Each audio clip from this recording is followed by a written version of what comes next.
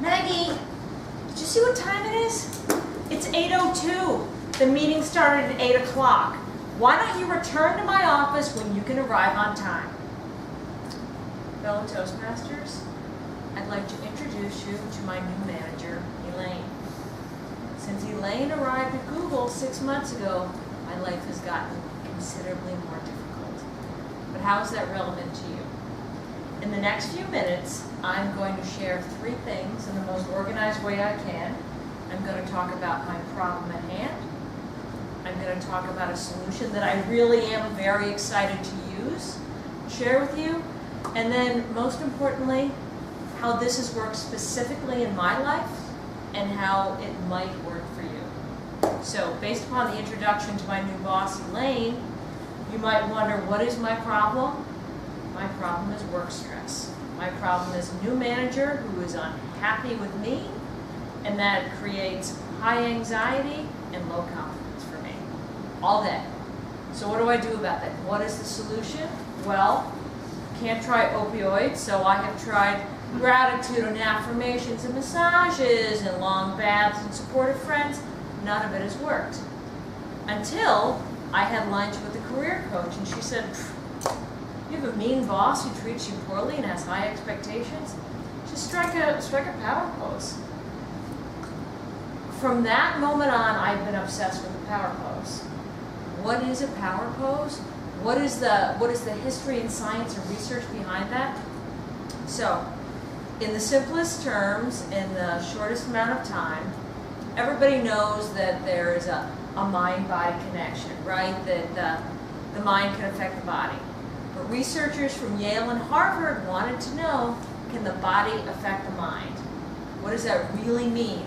It means they embarked on a 2-year study. They spent about $5 million. First, they started with 500 CEOs.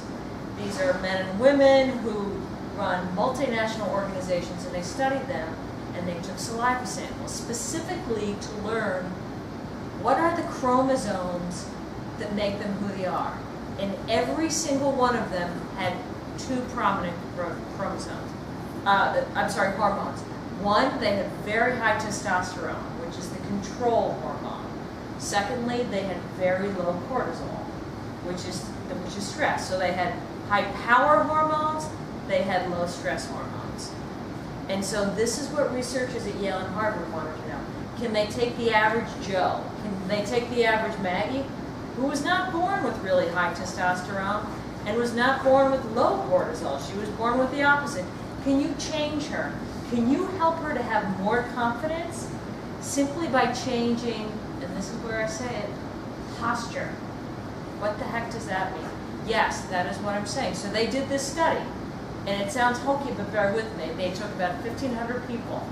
They took their saliva samples, they measured their hormones, they measured their testosterone and their cortisol before a very unpleasant experiment, and then they tested them after. So they tested their level of control and power hormone and stress hormone. Then they put each of them in a difficult job interview with a very cold, distracted job interviewer, which according to human nature is the worst kind of job interview because you don't get any feedback.